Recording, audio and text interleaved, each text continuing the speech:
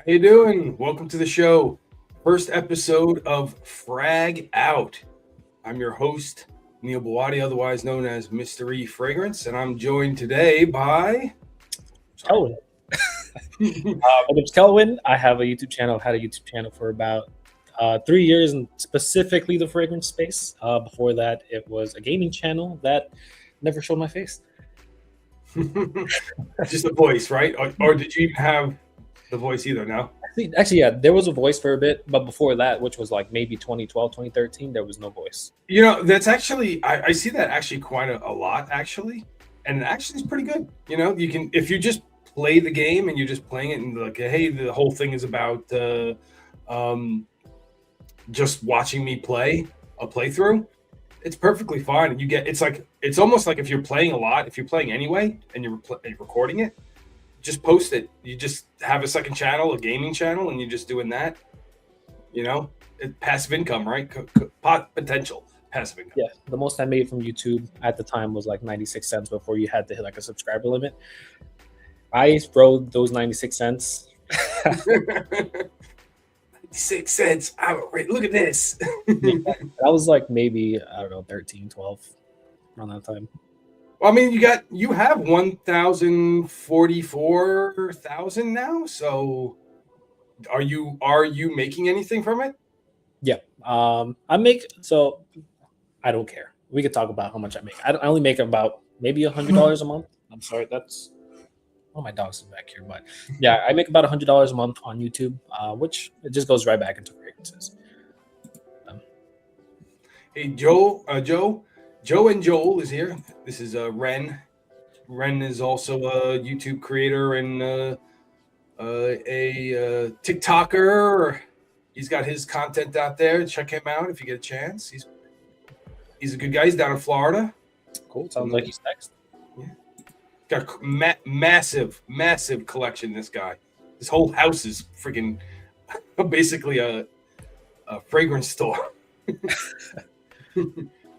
And then Joel's in. Joel, how you doing? We're in the Sospiro Centrino. Centrato. It's I don't remember that. I've tried a lot of Sospiros, but I barely remember it. I've yet to try any of them. Really? Yeah. Kind of surprised about that. I thought about it, especially with like the hype that was behind them. But like at least in the stores I've been to, they're never out there. So Joel, you should suggest some Sospiros for Kelwin to try out, for sure. I've heard about Contralto. If I'm not mistaken, is that the cherry one? I guess we can. Let's check it out. Let us pull that up on the old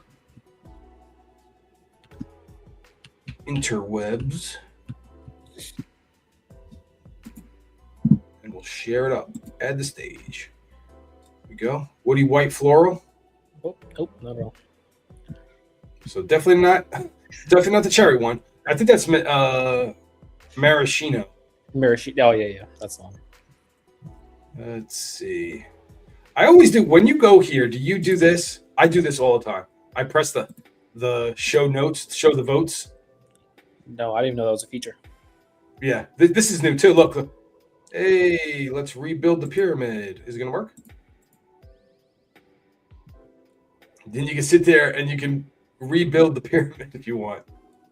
Does it update for like the actual website, or it just stays the same way? No, it just is a game. Oh, okay. That's really all it is. This I do because it shows you what people feel are the most prominent notes. Yeah, that's a good way to get it. It's very good because it kind of really does give you the idea of what you're going to smell as far as the dominant ones. Yeah. Because when the ones that are down here, you might not even pick up this clove. If so, only 14 people have smelled it out of the, let's see, the 680. I don't know. You might not pick it up too much. It might just be a slight overall kind of like just added effect to it. I wonder who's voting on those. I don't even know how to vote on Frag-Out. That's how much I don't interacting, looking at the Well, notes. if you have an account, right, and then as soon as you go to start like doing anything, like have, want, whatever, and then go to here and start rating it, you can add that there, and then down here, I think, let's see. Yeah, see here. Okay. Vote for your ingredients for there. I don't know the fragrance, so I'm not going to vote for it. I'm not going to be that person. It's Frag-Out. Joel suggested, let's see. Okay. Yeah, smells like Bold the Freak. Bold the Freak. I had the clone at one point. I think I still have it actually down in my basement. I need to. I'm waiting for the next yard sale to happen, so I can make some yard sale money. Is it, not the Mason Alhambra one? I know they had one. No. Oh, what is the name of that one? I don't even remember if I've owned it. It's just like that's the thing when you sell fragrances so quick. Oh, here it is. Or maybe I had Mojave Ghost. This is the one I have. Okay. Veteran Delight. That was I remember TLTGs to really push that one. Yeah, he liked it. I liked it at first, but then the more I smelled niche fragrances, it kind of became more apparent on how like lower quality the oils were of it. That's one thing. Let me tell you, that is the truth for people that don't understand. Like, there is a big difference once you really start smelling a lot of niche, higher end, higher quality oils. You start to go back to the other oils, and you're like, I don't know, something's not right about this. It doesn't sit well as it used to. Yeah, for some reason the back of your neck is burning. Yeah. That's actually the issue I had with my clone fragrances when I used to have them. I used to, like, the front of my neck, when I used to put it on my neck, I used to get so red and I used to be irritated. Now when I put clone fragrances, or specific ones, I'm not going to say all of them, but the last time I tried a clone fragrance, I put it on the back of my hand, just straight burn. Straight burn? It was broken a few. Was it? Yeah. It's kind of funny because your background, like in fragrance, you started, your first fragrance was basically Creed. was so you went straight from having nothing to having one of the most prestigious fragrances in Frag-Com. Yeah, so actually before Aventus was kind of like the one that started the collection type of thing, but before that I still had a few fragrances. Like I had the must-have Sauvage Eau de Parfum. I still have it, but I actually went through a few bottles of that one. I always, since I was like in middle school, had Dolce & Gabbana the one. Began with the Eau de Toilette. Didn't even know the Eau de Toilette and the Eau de Parfum were two different fragrances. So I ended up getting the Eau de Parfum after I ran out. And then, yeah, so I've had like a bunch of, like, I guess classics, but it's just a lot of random fragrances that I remember. It was like a TJ Maxx or something like that, and I would just buy. Yeah. What was like fragrance for you that made you switch from clones to, or actually noticing a difference? I remember mine. I think, for me, it's a little interesting because it was like, my first purchased fragrance was Amen. And compared to today's standards, like, Amen is not your typical designer style fragrance. Like, it is kind of harsh at the opening. It is, but it dries down to a really great patchouli. But that, like, there's a lot of like change and nuance, and it's not for everyone, that fragrance. So my mind was already pre-opened a little bit to the nuance of a higher end stuff. But I think for me, the thing that really kind of started me down the path of getting niche and going more into that side was Leighton. like getting latent for the first time and be like, oh, you know what? When I got a lot of those little micro perfumes, the little 1 ml dabbers that you put on that are still like, if you think about it, you're paying 1 ml and you're still paying like $5 for a 1 ml or they're making the money. They know what they're doing. Yeah, plus the shipping. And Yeah. But I mean, I basically bought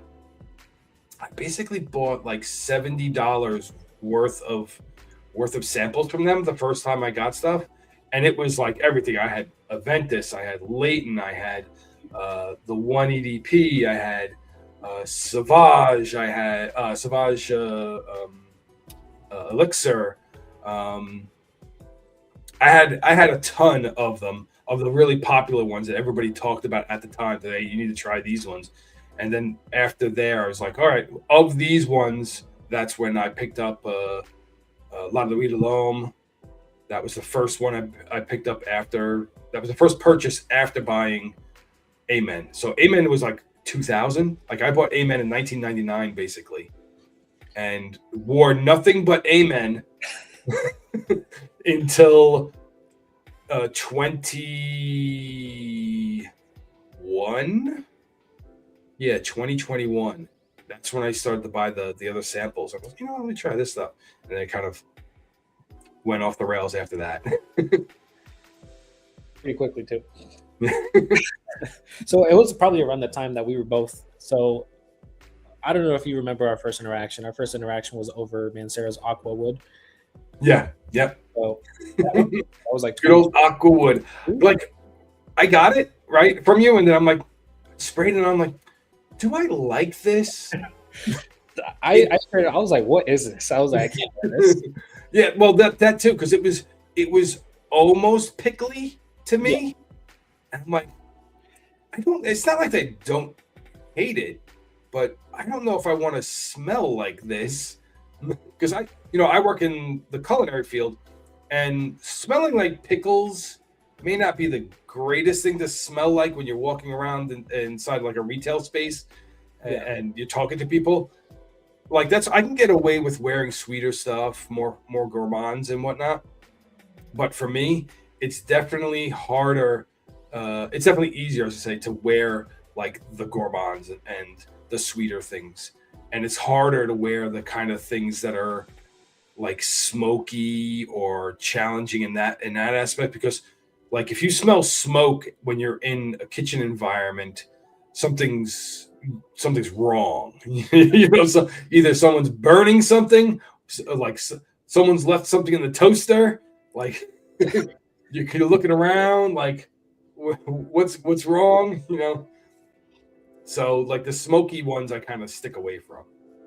Okay. So no homage for you? Or you still do incense? I mean, you can always wear the homage, right? You say Reflection Man?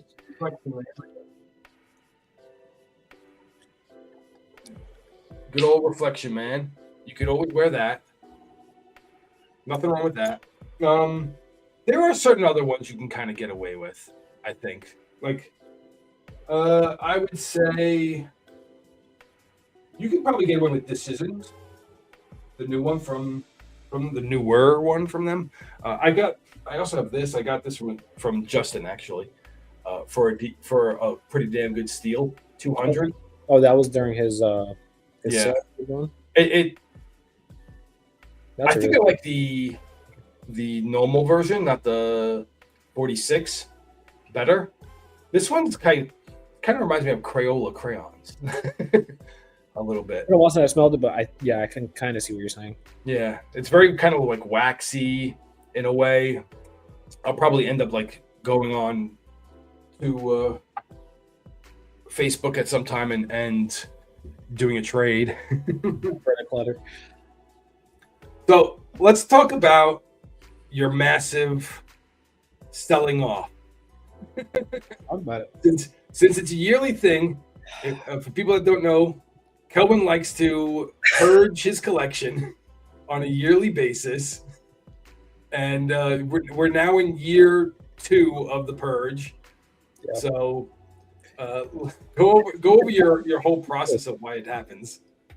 All right, so it's um it's a constant feeling of like there's too many on my shelf. That's one thing, and then like making the weekly rotation videos, just constantly I'm reaching for either the same fragrances or I look at some fragrances on my collection. It's just been a while since I've worn specific fragrances.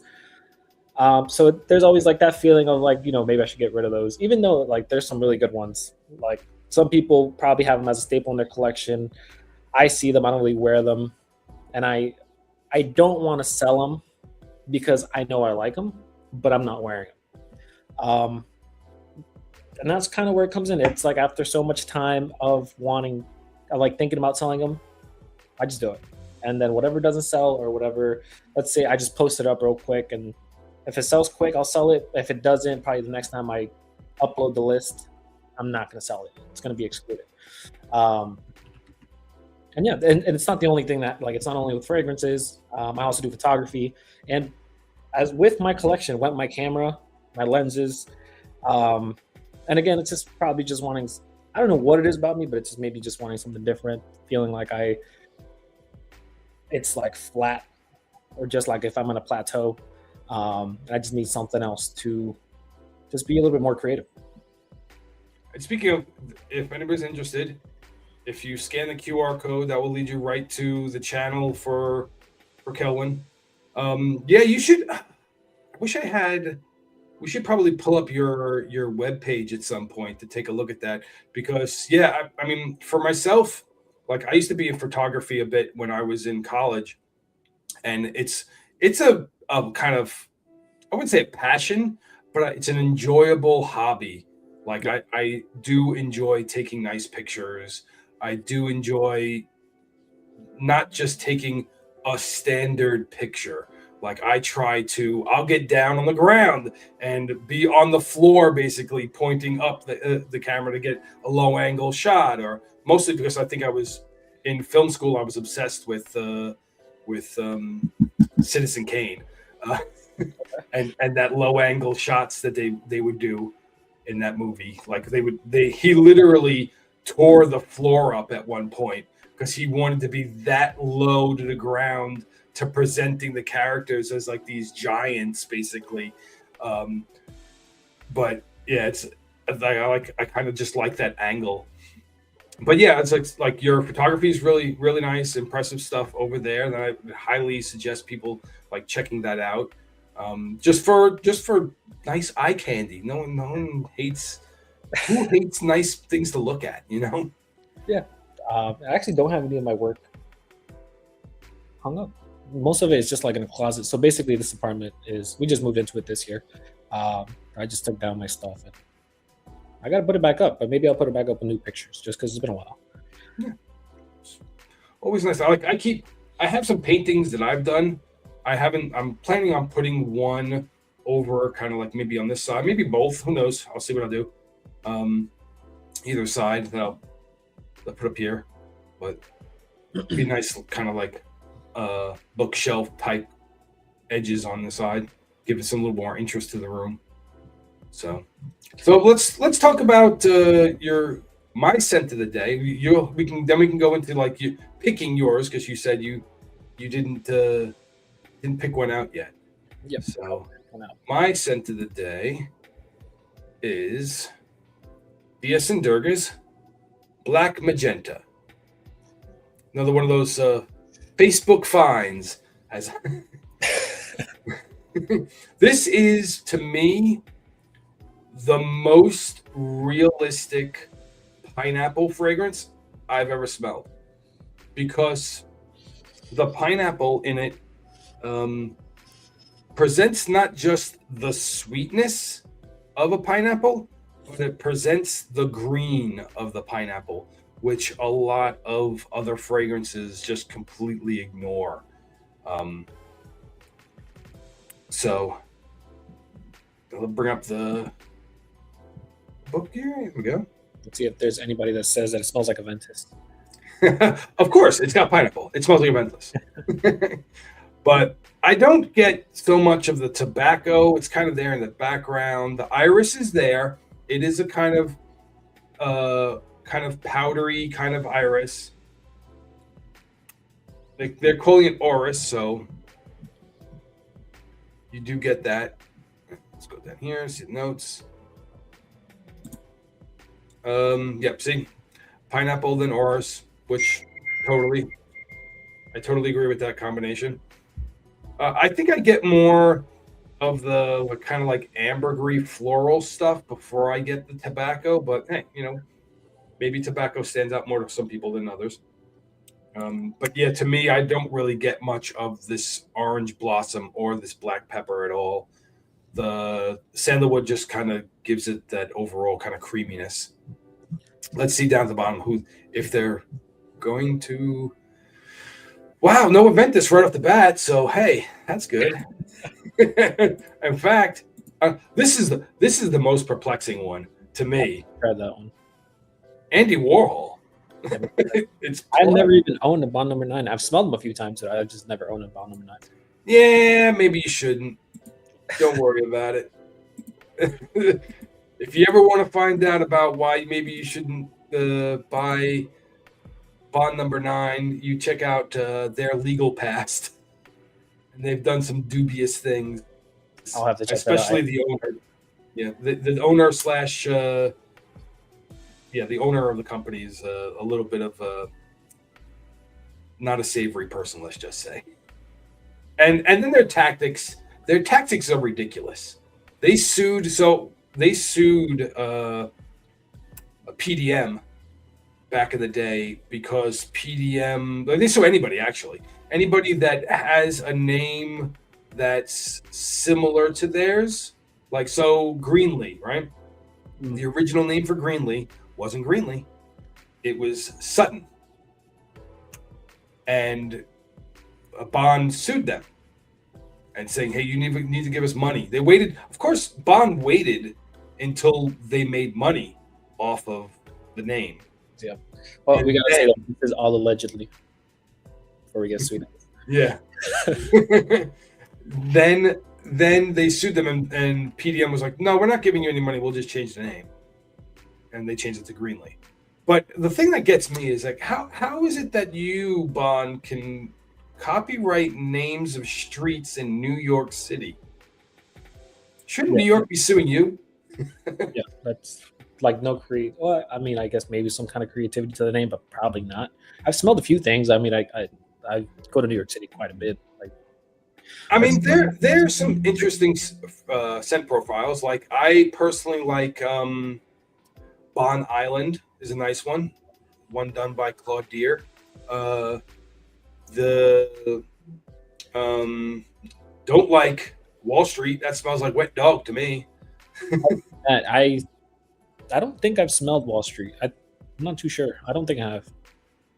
If I did, I feel like for some reason it's reminded me of like Melissa Imperial. I don't know if that's kind of. It's got cucumber and like seaweed in it for Wall Street, and off of paper, it was fine. But then when I sprayed it on the skin, I was like, "Oh yeah, this is what people were talking about." It smells like wet dog. And I had a dog at the time, so it was just very much like I know this smell very well. Yeah, and I got 2 under me, so I probably would. Yeah. It's like I don't want to smell like wet dog. No. I smell like wet dog enough when I give them a bath, Yeah. So let's go into what you would pick. What would be your pick for today? What is it? What are your options for your gym scent? Let's see. We got. Well, maybe we could take a look. I've been moving some fragrances around. We got my Dior section over here, but I feel like normally my go-to one to wear is Dior Homme Cologne, but I think since you're wearing pineapple, I might just do a Aventus Cologne today. Oh, there you go. Yeah, I might do that for the day. I'll put it on the other side. Honestly, to be truthful, I think I like Aventus Cologne better than Aventus. That's fair. I think Aventus Cologne is definitely the compliment magnet out of the 3 I have.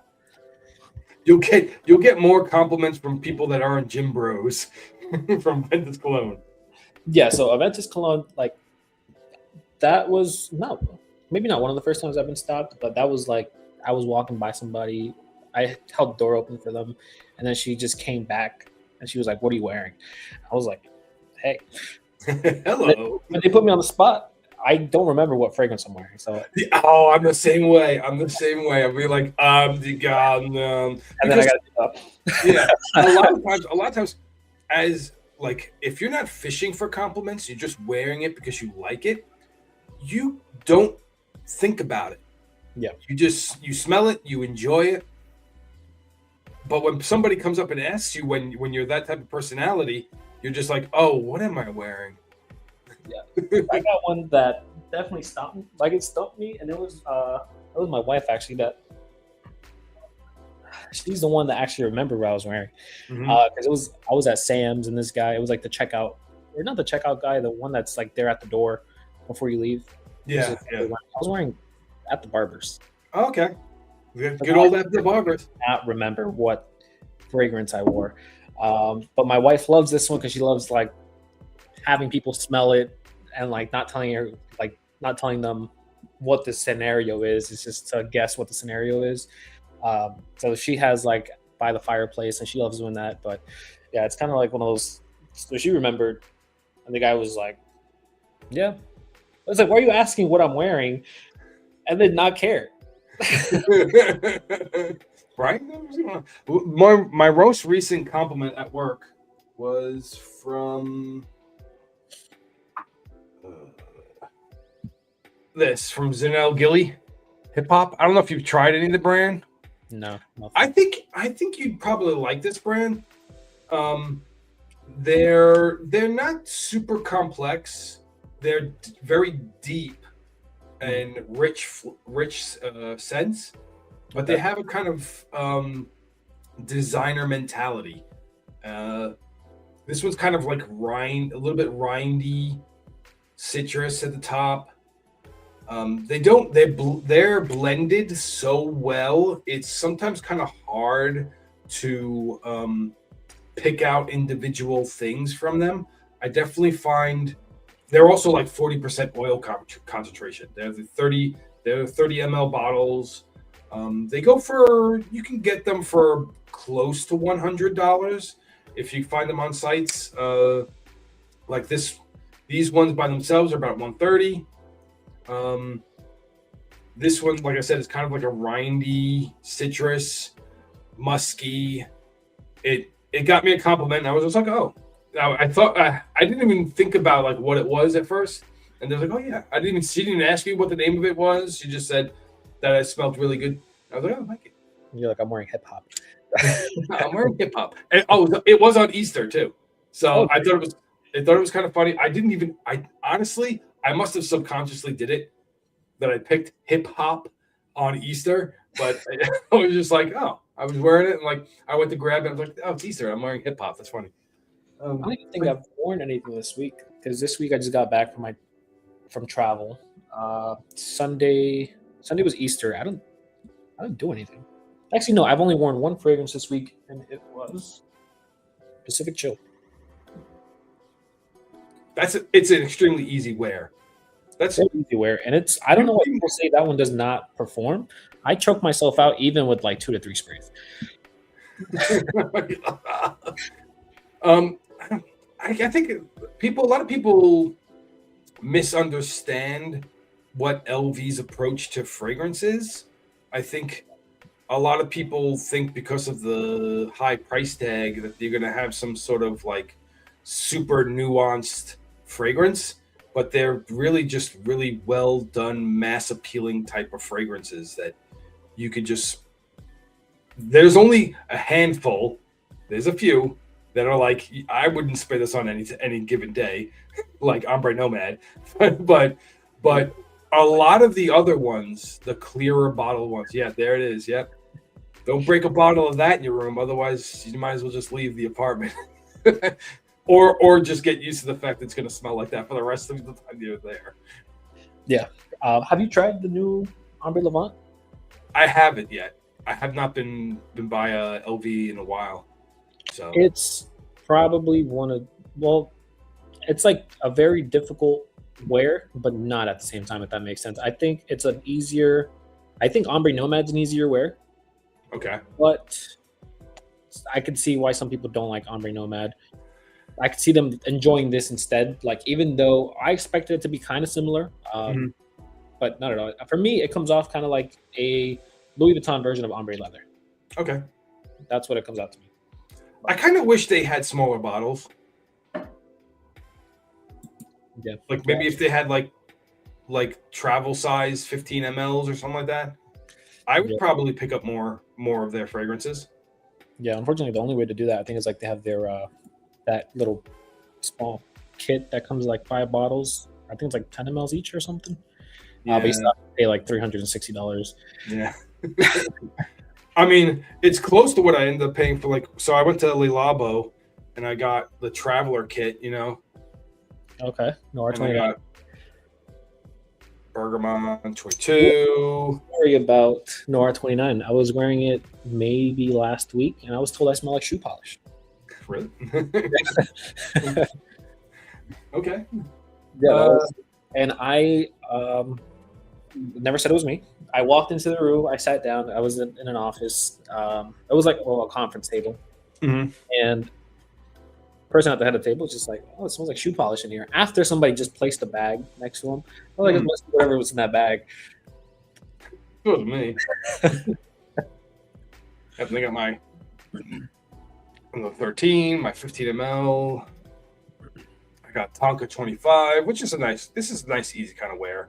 Mm-hmm. And then I got, when I was in Miami, that's the Miami exclusive. So yeah, that one they had for a little bit.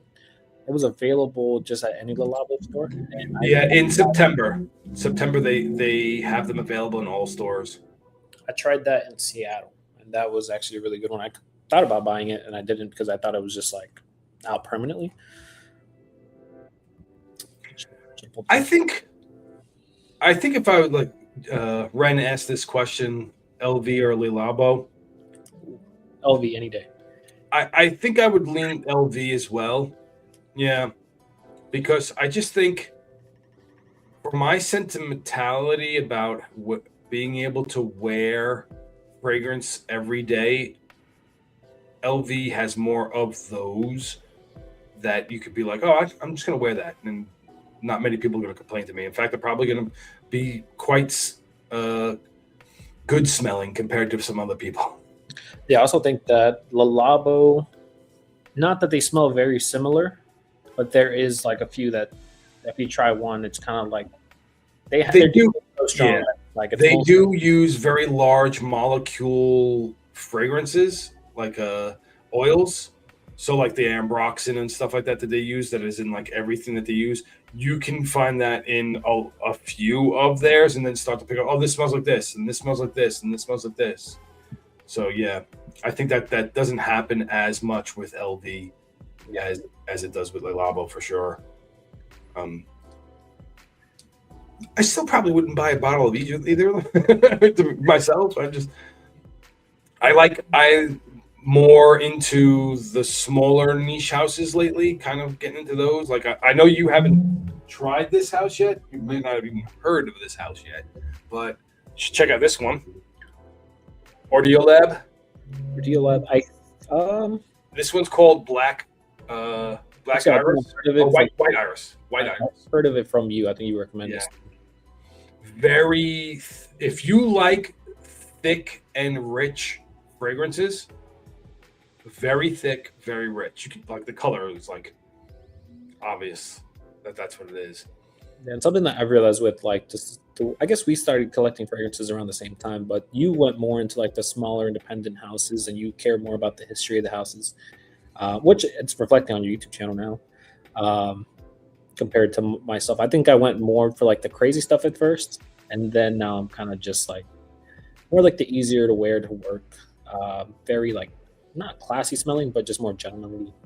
Nothing that stands out too crazy. Yeah, I kind of moved away from I had Bracken Man, I had Barbershop, I had those Fougères, and I was just like, I kind of appreciate smelling them every once in a while, but I don't want to smell like them. kind of frequently, so I kind of got rid of all those other ones that I had. As far as like really fougere, I think the only fougere I have left, kind of, is Nottingham Wilson Gravitas. And what I love about this fragrance is it's a true restage fragrance. Like this thing, you'll start off and you'll very much get that fougere type of opening, but then as it dries down, it changes into something very different. And at the end, you're just like, some people might not even realize it's the same fragrance, like how different it is at the end of it. See if I can... I've heard a lot of good things about that specific fragrance. And if I'm not mistaken, it's like it was a YouTuber. It's a YouTuber that makes that fragrance. Yeah. Yep. Over there. There it is. Nottingham Wilson. I forget his channel name.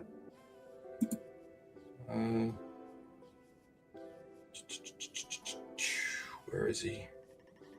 Is it John Steffen's fragrance? He's done a lot of the some other fragrances for other YouTube people. Mr. Smelly, that's right. Here he is. Ren the Clutch. Knowledge. But yeah. Here's the kind of note breakdown. And it really does, like, you'll start off, you'll get that lavender, you'll get the bergamot. You kind of get the hints of the patchouli. But then it moves into kind of the middle, and you get more of that coriander and the cardamom, and then it dries down into the vanilla and the patchouli mixture more. So it reminds you of? Does it remind me of? Like it is. So it's a fougere in the start. So it's going to remind you of things like At the Barber. Okay. Let's see. If you want a more green version, this one here, the Gravitas Essential, is more green. Let's see what people are saying here. Yep. Here's a perfect example right here. The Tom Ford Beau de Jour definitely has that kind of smell a little bit to it. People are also complaining. Is this Portugal? Yep, Water Portugal. People compare it to. I don't really think it smells a lot like Sartorial. Sorry. For like Water Portugal, does it smell very similar? I mean, if it smells like Water de Jour, probably very similar to Water Portugal by Creed. Mm-hmm. Yeah. And it's just the reason why you get a lot of thumbs up is because people smell the opening and don't smell the dry down. That's the people that gave it all the thumbs down, the 50 thumbs down, are the people that waited 15, 20 minutes before they reviewed it. Didn't have the page open. Yeah. So, I mean, I very much like this. Probably my favorite fougere because it does more than just be a fougere. Okay, might have to try it out.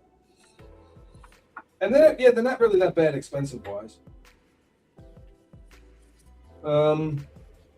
Let's see if I can anything else I can cue you up on. Have you ever tried any of the Scent of Wood stuff? Scent of Wood, like plum and cognac. I don't think so. Actually, I might have, but I don't remember. I think I smelled it when I was in DC, but I don't really remember the house. Mm-hmm. You don't like Ganymede, do you? I have a sample. It's a very well. So recently, I smelled it out in the air. Mm-hmm. I was at a mall while I was in Florida, and I smelled it out in the air. It smelled familiar. It smelled like Ganymede. Wasn't 100% sure because I had no idea where it was coming from. It was like if it was like following me around.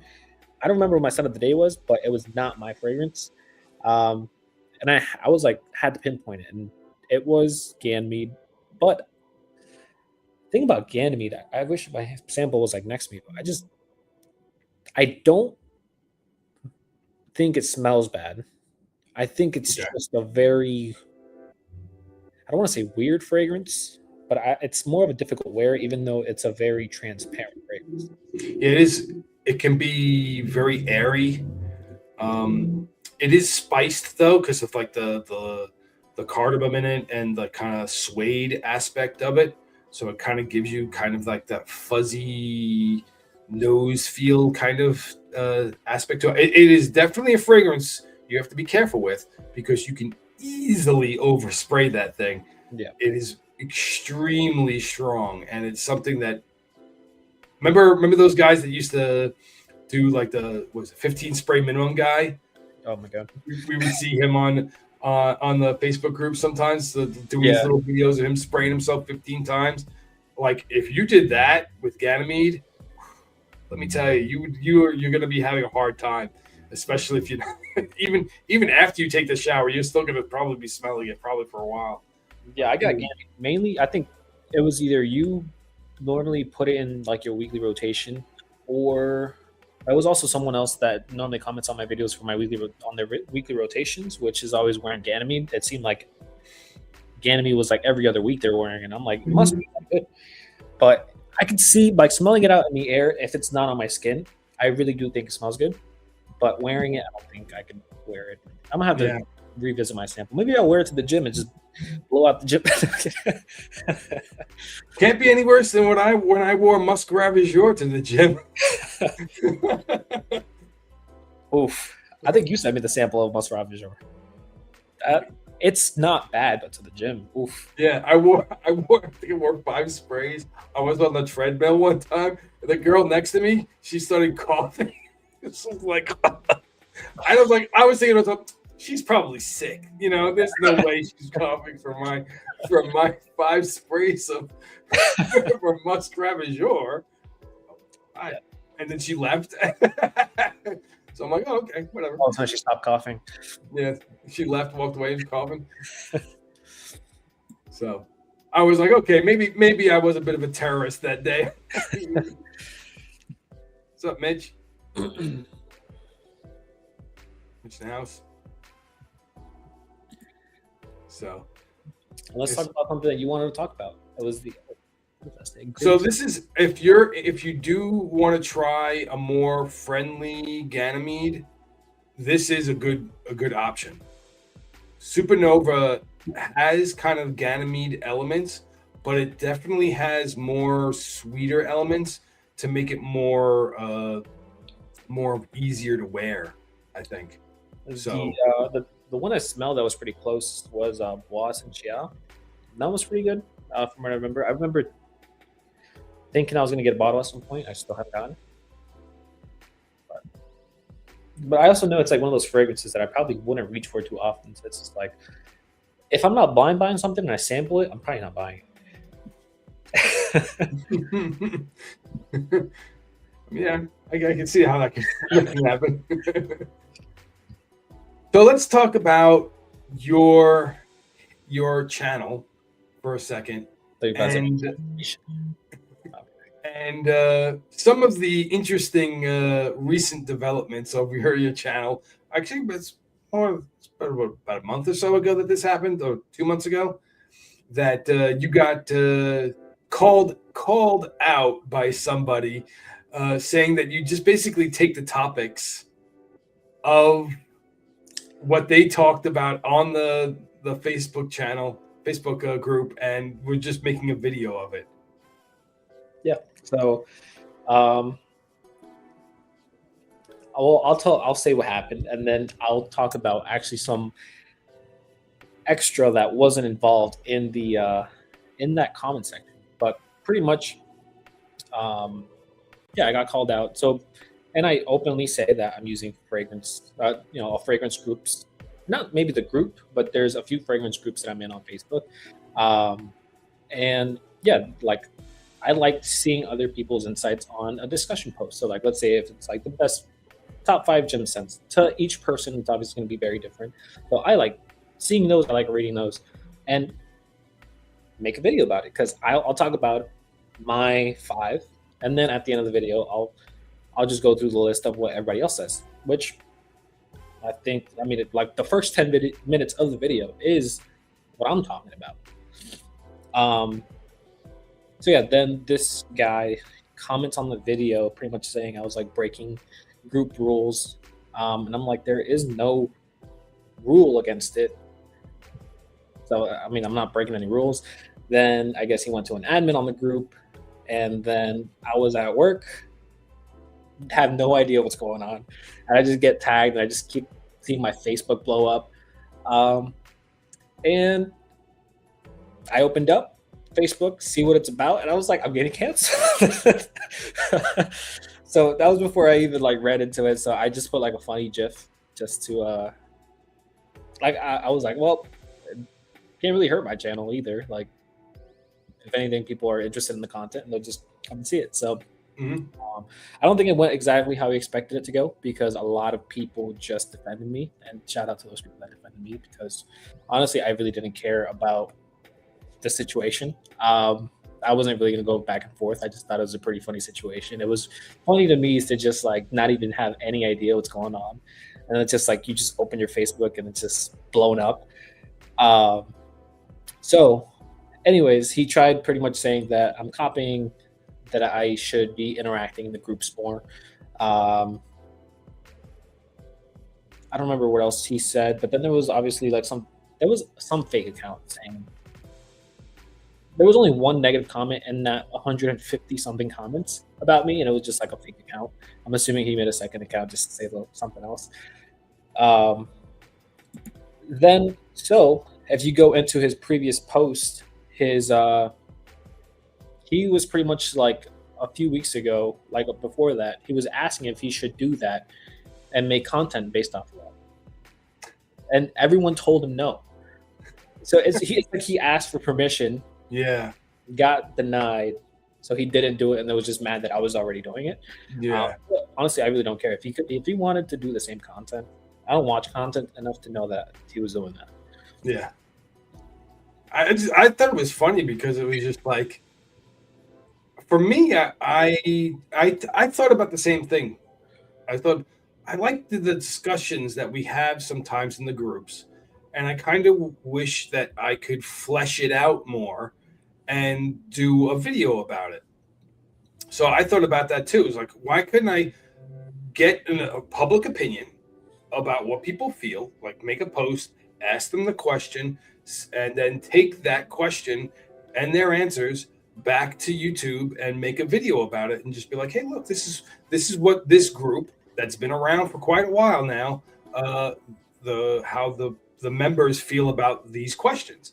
I thought it was a perfectly interesting and viable way to create like some sort of content. But some people, like you said, he must have thought about it, asked if he could do it, and then when he got told no and saw you doing it, was like upset at the fact that why wasn't this guy told he can't do this too? It's just like the old saying that Saga here has it true, all press is good press, but also the saying I was told by my former manager one time was, it's better to beg for forgiveness than ask for permission, because you can get away with doing it at first, and if people love it, people love it, and you didn't have to ask for it and get denied by somebody. You just went and did it, and then if you get caught doing it and then tell you can't do it anymore, hey, look, I'll back off. All right, I won't take it from your Facebook group. I'll take it from another Facebook group that doesn't mind so much. Yeah, and like obviously they don't want to mention the name of the Facebook groups or any of that stuff because they don't want the publicity. But I've never stated any Facebook group name, and on top of that, it's like obviously my top 5 fragrances for a certain situation are going to be completely different from yours, and I just want to give people that insight of what other people have to say about fragrances. It's a perfectly reasonable way of thinking about it, because it's funny, like YouTube and the space itself is kind of funny, because they come to look to get your opinion, but your opinion has as much weight as anybody else's opinion. Yeah. So, and your tastes are not going to be what my tastes are, which is not going to be what Saga's tastes are, or it's not going to be what Joel's tastes are, because like everybody knows, fragrances are the most diverse opinioned uh, type of hobby anyone can have, because smell is such a subjective thing.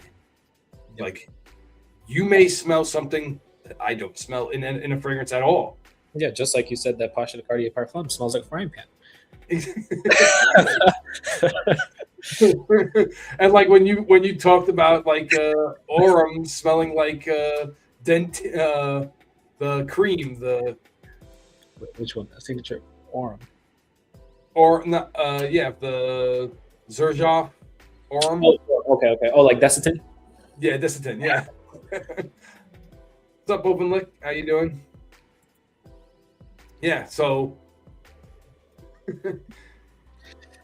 Yeah, it's very subjective for sure. So, is there anything like you personally have thought about or want to talk about? I think I did, but I really don't remember.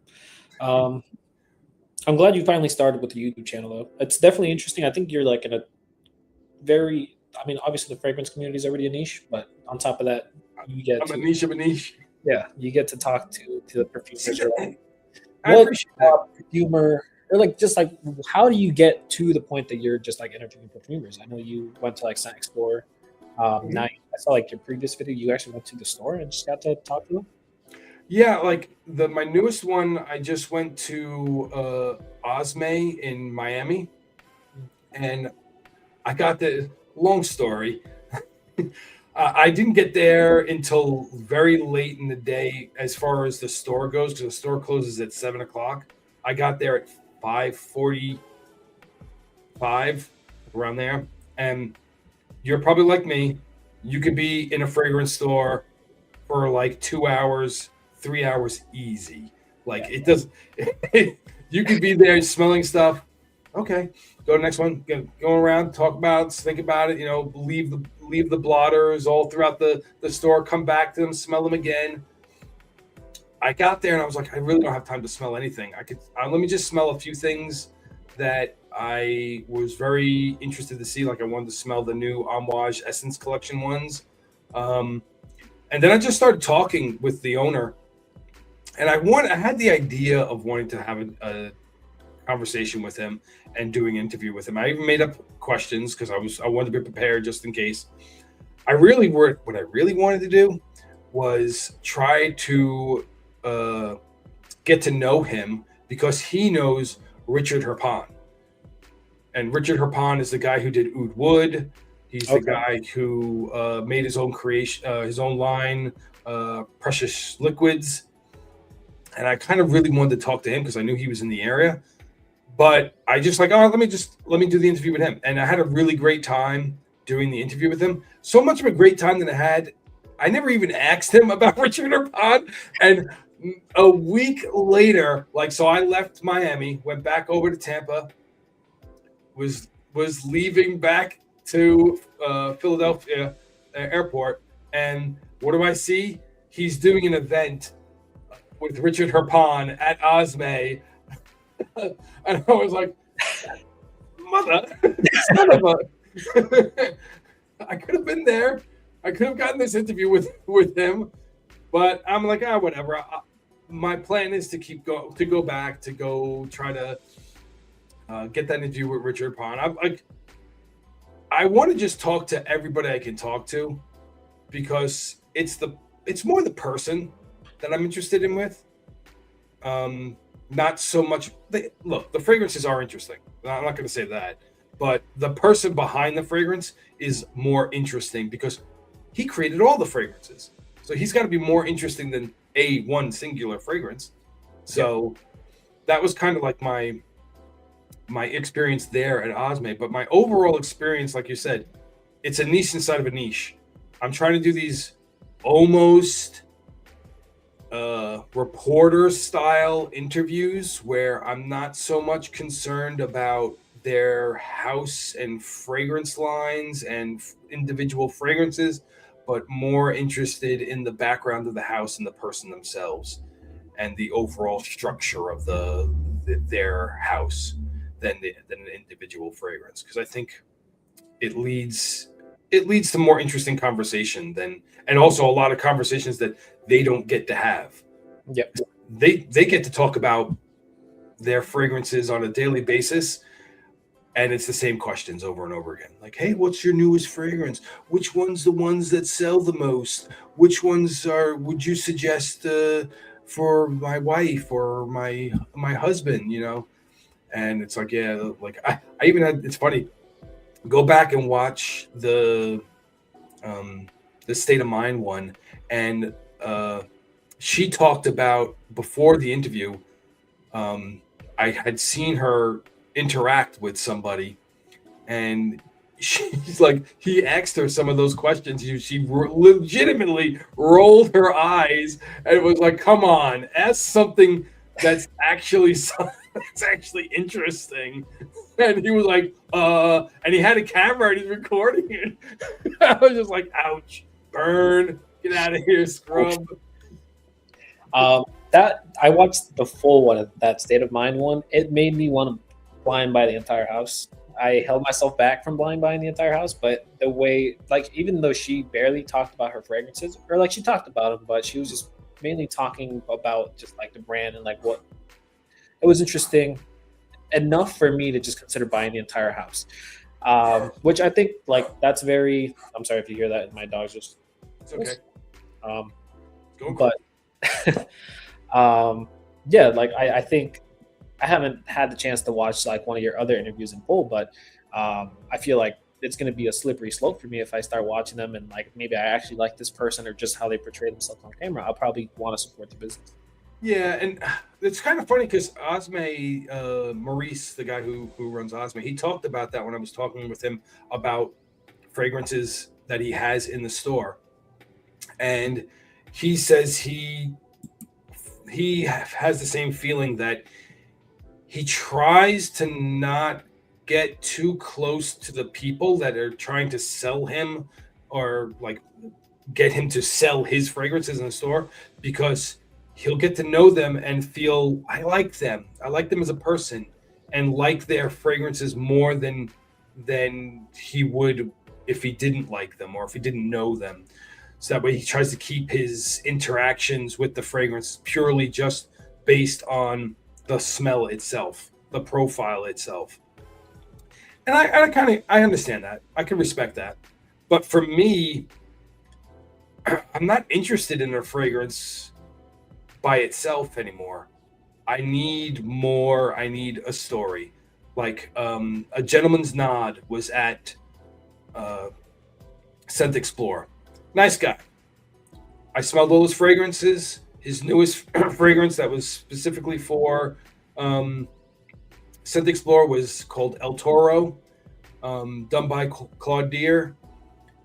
That was the most interesting one to me at the time. But everything else was kind of like, okay, it's all right. And I just kind of asked him a simple question of, what's the story of this fragrance? I pointed to a specific one.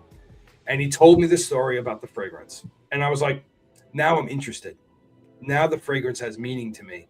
Now the fragrance, I smell it, I can see what you're trying to do. And it's more interesting than what it was before I just got that backstory. Yep. So for me, it was more, it's always going to be more about the story of the person, of the fragrance itself.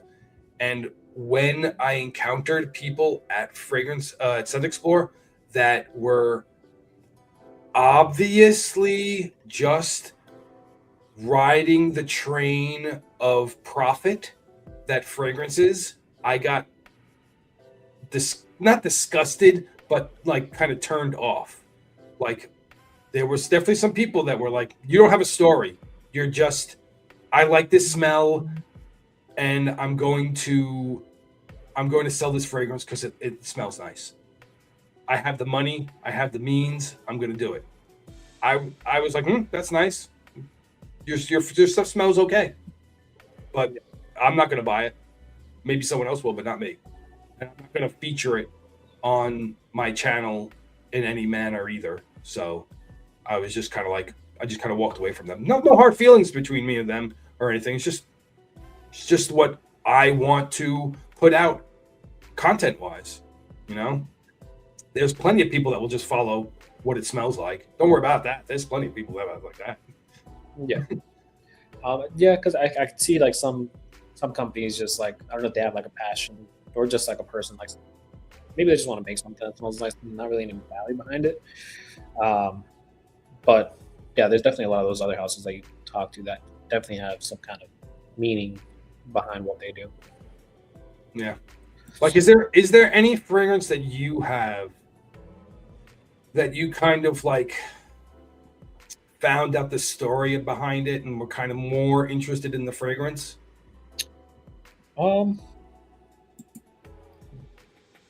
There's gotta be.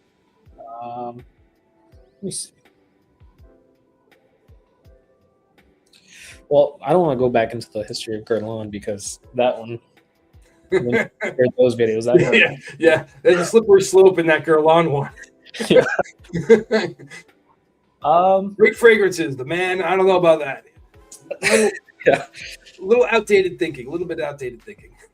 Yeah, I don't think so. Like, I guess the only one that, if there was some kind of meaning behind it, that I know that there's a meaning behind it, would be Seamless Soul by Zahara, Okay.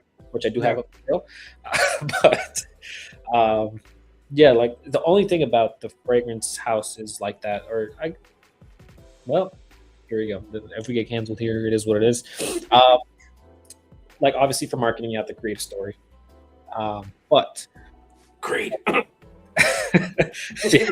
my favorite house is Creed. Yes. Even the Viking boat. I don't know if you caught that. But yeah, so like, you know, obviously like making a story behind a fragrance, but like, let's say like, obviously that's Justin Copeland. We created that fragrance. I don't know what came first. Was it the story that came first, or the fragrance, or like you just made the fragrance and you have to tie a story to it? I don't know. Yeah. So that's like sometimes like I really don't care about the stories at times because I know it's just a marketing strategy at sometimes. But then again, my favorite house is Creed. I really don't care about the history of Creed. Ghost perfumer or not, Oliver Creed is my favorite perfumer. That's right. Yeah, but I tell you, the House of Creed is an interesting house as far as the fragrances that they have come out with, right? Legitimately, you cannot argue that the fragrances that they sell are some of the better ones that are available as far as in the profiles. I just wish they didn't have to make up the BS stories that they do about how Creed climbed the mountains of the Himalayas and found the flowers on the mountain and brought it back down and was inspired to make this fragrance. Don't give me that. I know you didn't climb up that thing. So, if you were to make a fragrance house, or let's say you had a fragrance house, what do you think? What kind of direction would you go in? I've actually been thinking about this quite a bit over the last couple of years of being in the kind of space. As far as what I would like to do, two types of, it's like a house that would have two kind of facets, two types of fragrance lines. One side would be what I would call like kind of like an adventure side, which is because I'm big on travel. I'm a very big proponent of getting out there in the world and experiencing the world. So one side would definitely be the adventure. Like it would be like kind of like the day adventure type of fragrance. What I smelled in the area, like that kind of evokes that area.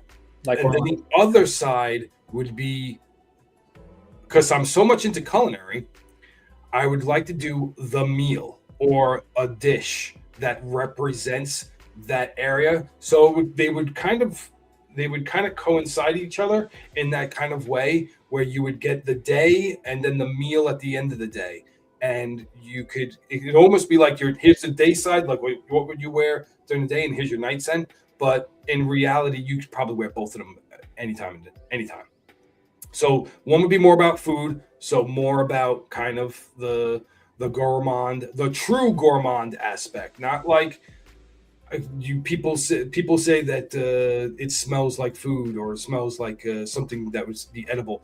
Dude, most of the things that they try to replicate in these fragrances are things you eat anyway. So what are we even talking about? Everything is food, right?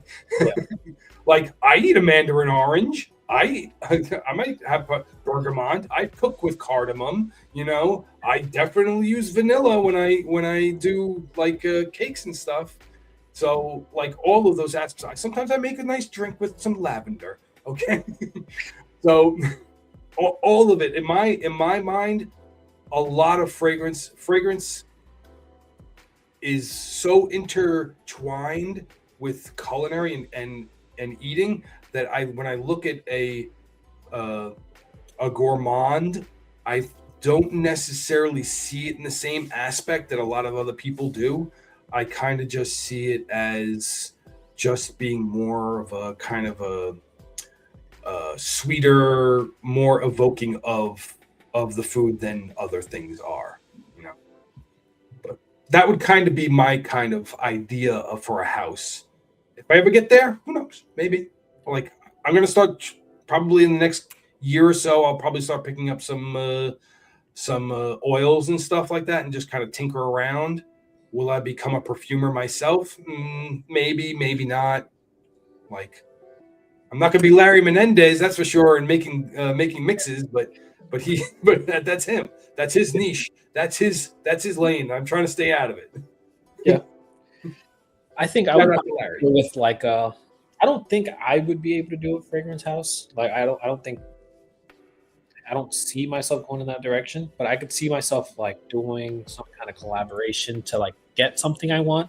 So like, well, let's say for example, like the Dolce & Gabbana, the one. I don't know for how long in my videos I kept on saying they need a new one. I would probably try to do something like that, or like X-ray smells like. I'm waiting for that one to become available so I can buy it. But like for a while, I was also saying like a black tux, like let's say like a darker version of that. I feel like if I were to collab with a company or something, it'd probably be something like that direction. And hopefully the same perfumer make something like that available. But as like an actual house, I guess it would have to be something like.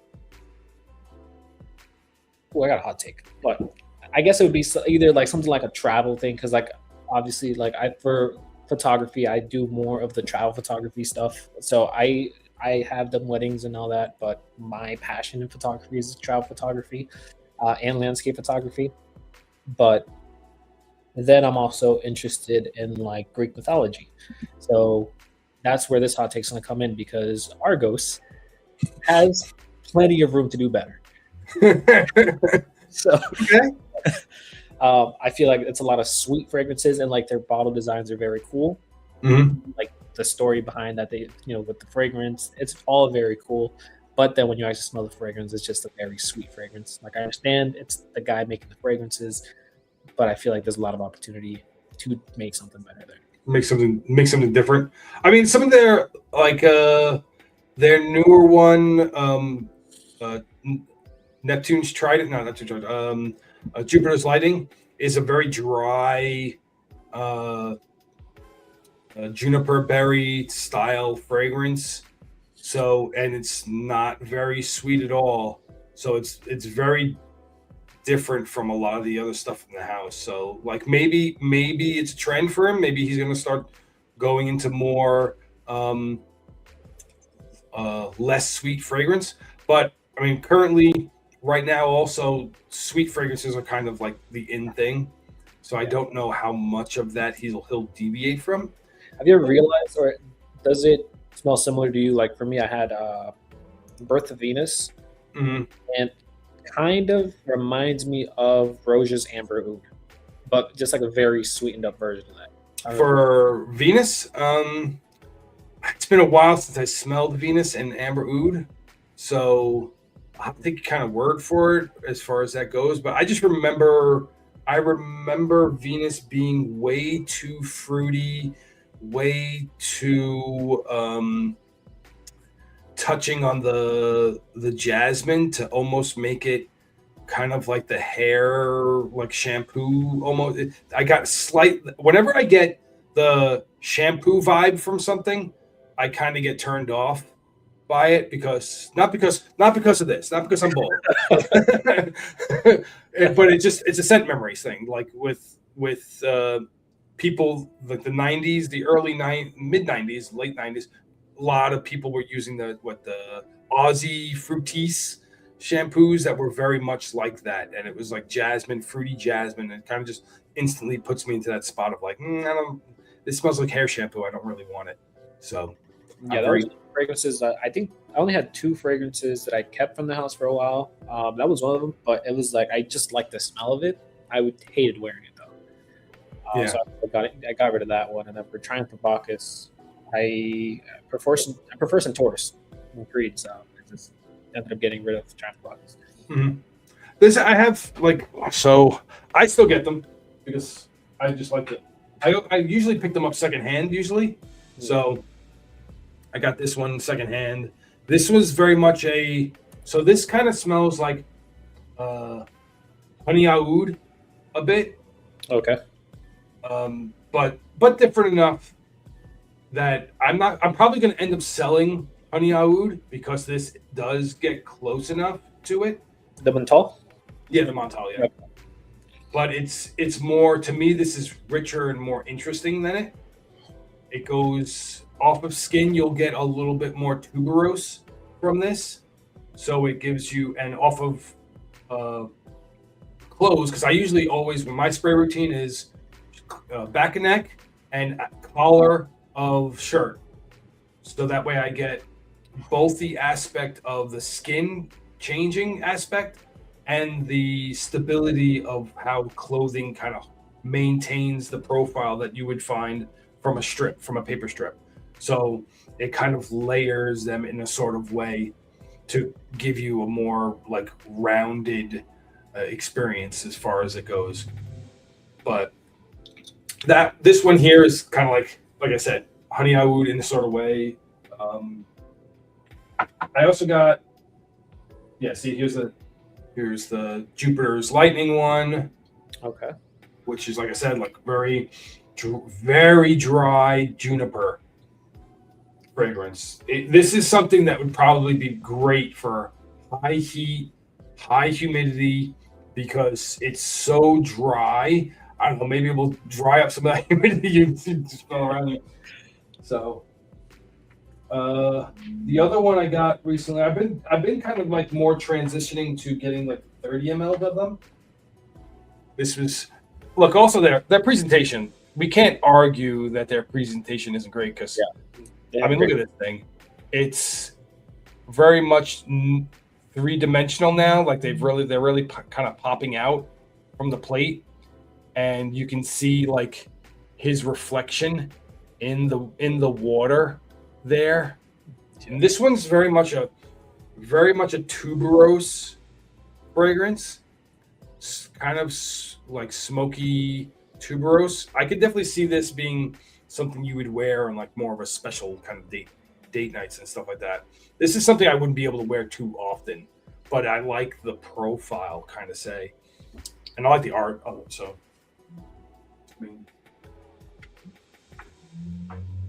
but let's get some of the hard hitting questions. Yes, let's get some hard hitting questions. So, anybody wants to throw a hard hitting question? Let's go right ahead. I got one for you. All right, go ahead. Do you ever have issues with performance, or do you actually have performance issues, or is it just a fake thing on the internet? I think performance, mostly for me, isn't an issue. Do I think it's fake? I think it's misunderstood.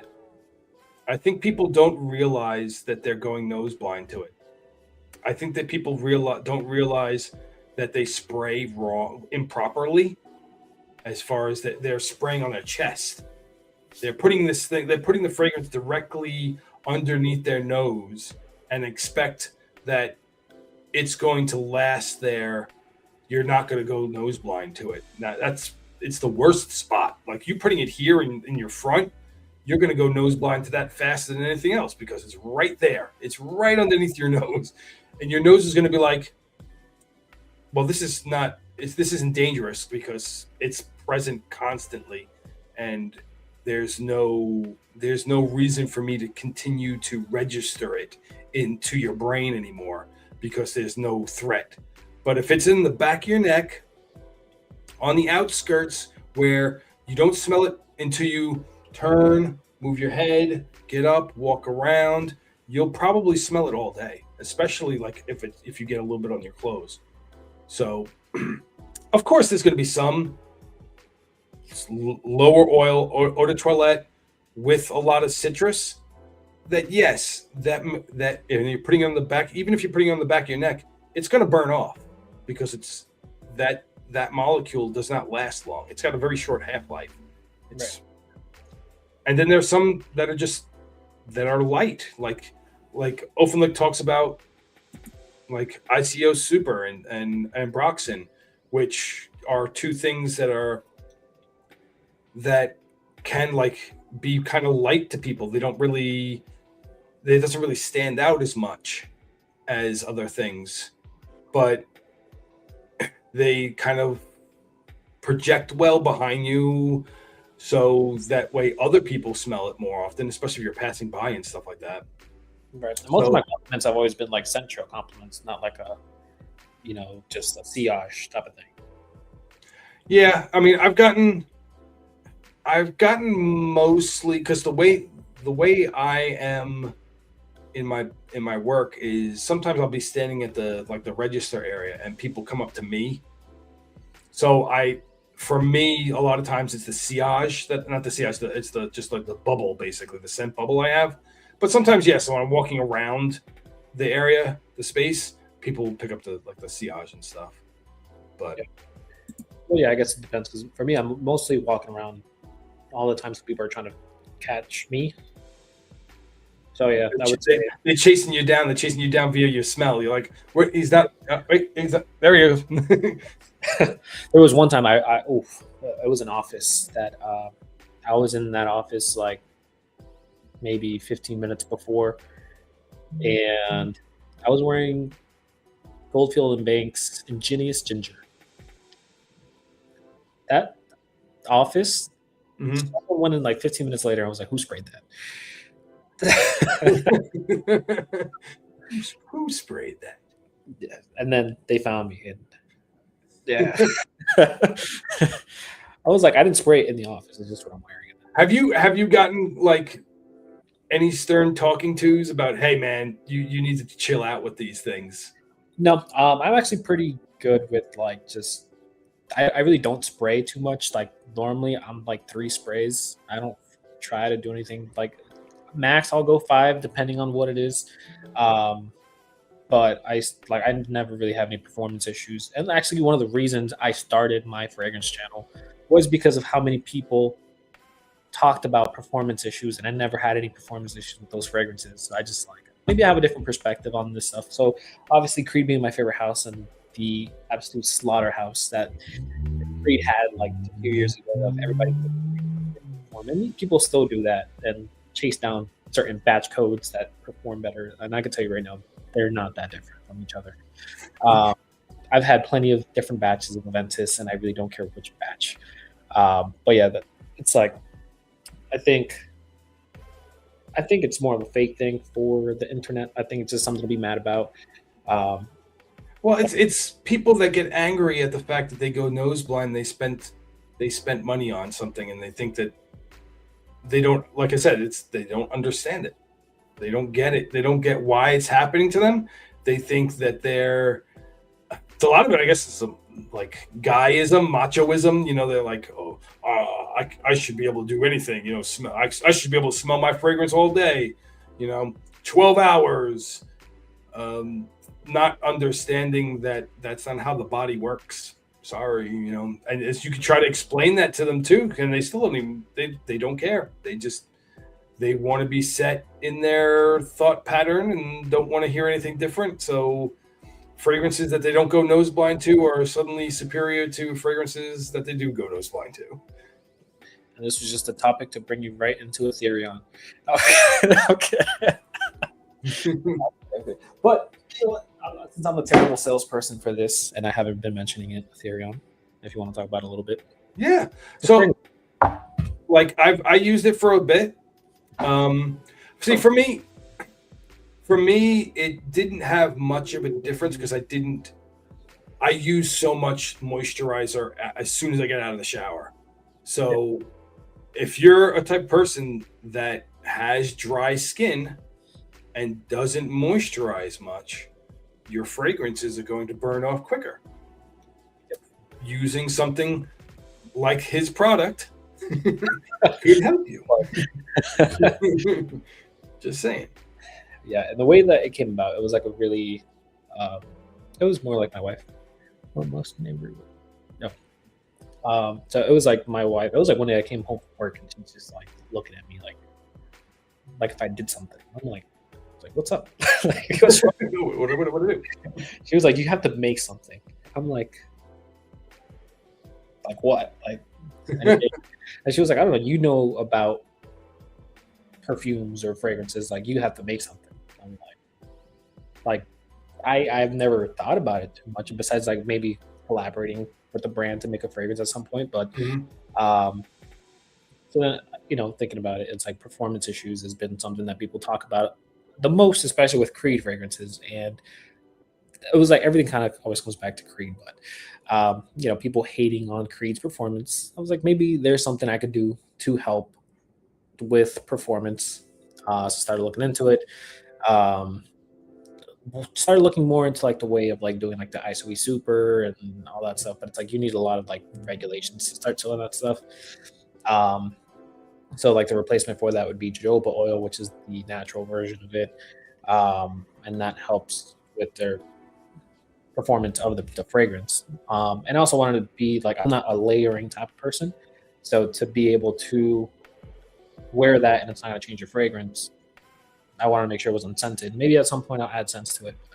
But, the main one, I just wanted it unscented because if I'm wearing the product myself, I don't want to layer it with anything else. So yeah, tested it for a while. Obviously sent you some a free thing. Did I send you an actual bottle or did I send you like the glass thing? You sent me a glass like mason jar. Yeah, the mason jar it's also what I use. So like these, well, there's actually some in there, but like all the bottles of the actual one are just like the mason jars. Yeah. I mean, it's strong stuff as far as like you don't need much. Yeah. To get the sheen going on your arms or wherever you're putting it, for sure. So it's very thick. It's not like a cream per se. It's thicker than that, but it's also not a gel because gels they tend to be too oily. Like I have a gel for my skin condition, and like sometimes I had to put it like around here and around my nose and stuff, around my eyebrows, and it's like, man, it's too much. So I have to be very sparing with it, like just a little touch of it, and just kind of like rub it in there to the spots. But I think yours runs definitely it has a good middle ground on like its texture, its viscosity. So that way, like you don't, like I said, you don't need much of it to cover your arm or where you're placing it. I would suggest for people that are going to use it, forearm, like if you're going to like to do a spray on yourself, you do a bit on your forearms and a bit on like your back of your neck to keep that moisturized. For my neck, the back of my neck isn't really a dry spot for me, but if you have a kind of a dry skin, dry neck area, that would probably be a good spot to put it on. So, but like, how much for yourself? Like, how much does it take to make like one of the bottles? Maybe like, so I do like big batches. And a batch takes about maybe like a good 7 to 8 hours to make. There was other batches that were like more either slippery but like very oily that I really didn't like. There was actually a batch that I made that was like way more. It smelled like something, and like it kind of gave something like a little bit, kind of like a sourness. Huh. So it was just like changing a few things and like trying to like it was I guess it was just a certain type of mango butter that I was using that I had to switch mango butters and but yeah, it takes a lot to do. Especially it's just the cooling down period of like waiting for it to cool down. The Yeah. most annoying part though is putting on the label. Was putting the label on the hardest part? It's getting it straight and making sure there's no bubbles, and I absolutely hate it. That's like the worst part of it. And I have thought about now changing just the labels to like one of those stickers instead of just like putting the entire thing around. I always think about whenever labels come into play or talked about. Ross used to always harp on what's the name of that brand that had those? They do kind of like clones, but they have a label, and he was always harping on because every once in a while there'd be a bubble, and he'd be like, "Come on, do better. You got to do better." And I'm thinking to myself, man, it's hard, man. You're doing how many bottles a day, and if you're trying to do that for yourself by hand, man, that's hard. Yeah, and it was actually like wrap around like you got there on that one. It was more. I honestly didn't expect it to like be kind of successful, but it is, I guess. And like obviously, like at some point when you just made the product, you're like, I don't even know if this is actually working or not, because obviously I made the product and like maybe I have some kind of bias and I'm thinking it works. So like I gave it to people like or like just coworkers and be like, hey, just try this for me. Something I'm trying to work on. When I got good feedback from them, I was just like, this can't be true. Yeah, I really imagine that people that, like I said, that don't use moisturizer on a daily, when they start using that, they'll find that, hey, wow, this is lasting a lot longer. My fragrance is definitely, I can smell it, picking it up. Science. The oils are getting trapped into your skin and they're staying there. Yeah, and I think when I first told you about it, it was like an after the shower type of thing. Now, I've changed that because I forgot to tell that to the people I gave it to, and they just started doing it randomly. And it works better for them that way. Okay. It's not even on the label anymore. Because that was just hey, put it on whenever. Yeah, it's kind of like a put it on whatever. You don't have to shower and then put it on. Yeah. I mean, but definitely though, showering and then putting it on is going to give you the best chance to keep the moisture in your skin, and which will keep your fragrance lasting the longest it could possibly last. So if you're looking for longevity, definitely put it on after you shower and then put on your fragrance. Yeah, and that's also what I was getting canceled for mentioning that product. Oh yeah. Which I don't even talk about it as much as I should if I'm trying to. I don't understand that logic, considering the fact there's plenty of people that are selling their own product on there, on those sites. Why is it all of a sudden that that's a no-no? But a bunch of because like Michael Salazar got pushed out. I remember what was he pushing? Was it like another like hybrid thing? No, he's got his own fragrance line. Oh, okay. I think Day 3 fragrances, they kind of like left too. I don't see them really. He doesn't post. I think he's still in the groups, but he doesn't post anymore about his fragrances. He kind of just stays that on his own channel kind of thing. But yeah, but there are some people that are selling stuff of their own creations that they're not stopping. So yeah. I don't know what's going on there. Like, if you're going to tell people no, then you should tell everybody no. Yeah. Or don't tell anybody no, just let everybody freaking sell their stuff there. Yeah. Like, I think it should be okay if it's like a fragrance related thing, or if like a fragrance like you created, it should be okay. Because it's like, if you want to say like theoretically like Larry Mendez, he's making hybrids, that's technically a product you're pushing. Yeah. If it's fragrance related, there should be no problem with it. If you're trying to sell cars or shoes or watches or okay, now we have a problem. This is not not that channel. But if you're selling stuff that accompanies the fragrance, like your product or like Larry, then it's fine. I don't see a problem with it. Yeah. I mean, there's plenty of people that decant. There's a lot of decanters on those channels that love to spam up. Hey, I'm selling decants, and they give you the entire list. And if you open one of those, you're just gonna keep on scrolling. Yeah, scroll.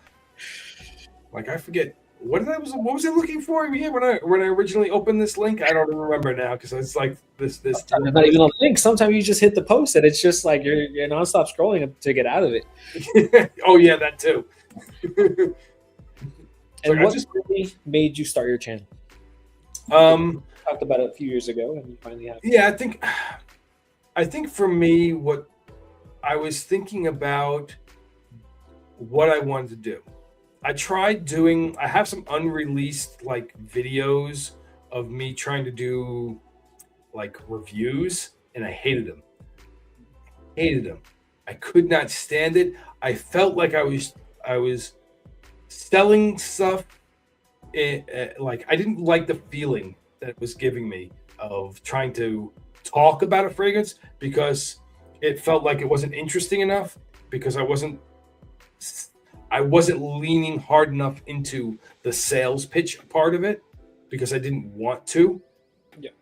So I kind of just didn't think about it until after doing the interview with Michael Salazar on the channel, the Austin Aromas channel.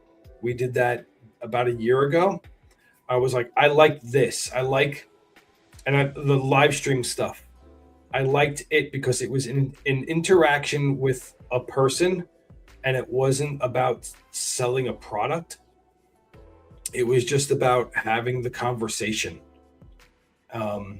So we went from after that, I was just like, you know what?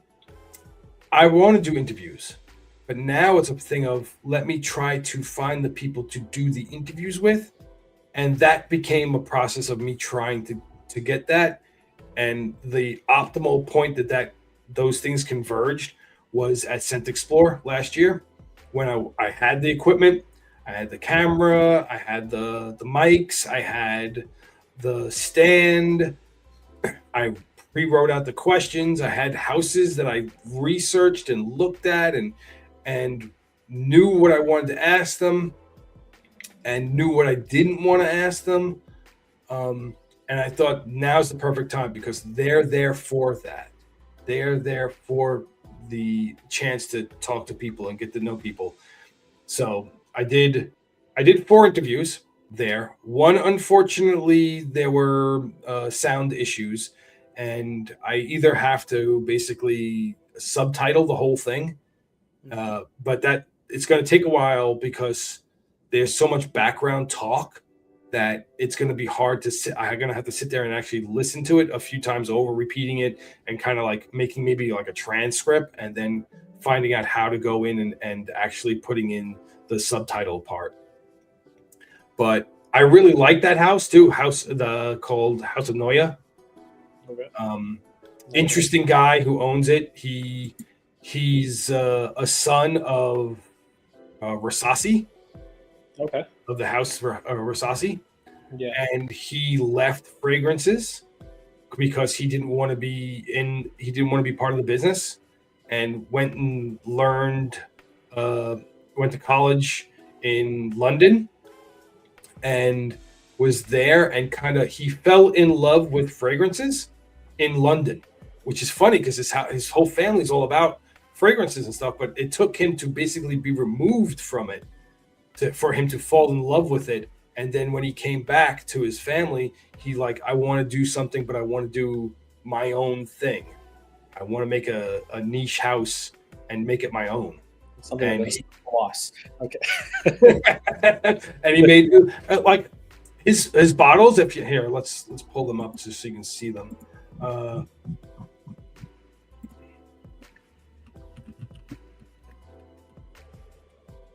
Bottles are very nice. Bottles. Stage. very classy looking. They're very thick bottom, like this. See everything underneath this line here, the white line. Yeah. Above the moon shadow, Mhm. that's all glass. Super thick glass and very cool coloring and stuff like that. So he's doing some great bottle work and stuff. Great glass work. Here's some more. He changed the caps to these new like round top caps, which are even cooler. But they're very nice profiles he has for especially the summer scents that he has, the fresher ones, the new ones that he's just kind of brought out. So if you get a chance, like to pick up maybe a discovery set of this house, I know you're it's funny because you don't have a whole lot of fresh scents. You like the darker stuff because look, you live up in Buffalo, so it's tend to be your summer is about what 3 months maybe. Yeah, it's also 26 degrees right now. It was today. So you wearing that the fresher summer fragrance, lighter fragrance. There's no point for you. You would probably lean more into these darker ones of the house. Yeah. So I might be moving back to Florida soon. Really thinking about it. Yeah, it's a maybe. So. The family calling you back.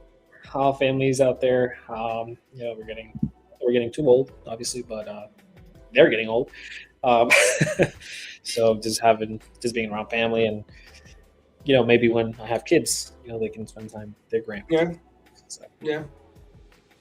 Maybe not. You don't have to necessarily live in Florida, but you can live somewhere closer. Yeah, I was thinking about DC. I can't really say why, but without saying why. But I was thinking about DC, but that's not an option anymore. Maryland, it's a corporate thing. That's a corporate thing. Oh, okay, yeah, because your job. Yeah. Really. That's just not an option anymore. But yeah. Well, I mean, a good thing about your job is the fact that there are opportunities globally almost for you. So, how proficient is your Spanish? I speak Spanish. So there you go. Like there's an opportunity there. Like you don't have to be here in the country anymore. Yeah, I thought about Puerto Rico as well because my wife is originally from Puerto Rico and she moved when she was 16, so she's thought about moving back.